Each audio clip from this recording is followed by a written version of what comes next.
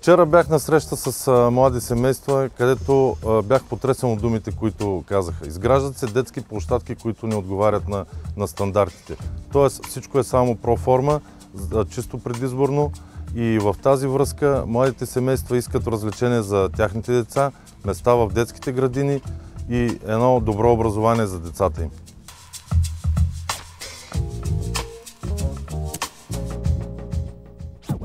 Първото и основно нещо е изграждане на нови детски градини, тъй като броят им е недостатъчен. За последните 4 години на територията на Поморие не беше построена нито една нова детска градина и задължително изграждане на детски кътове, пак повтарям, според необходимите стандарти, така както трябва да бъдат изградени тези кътове.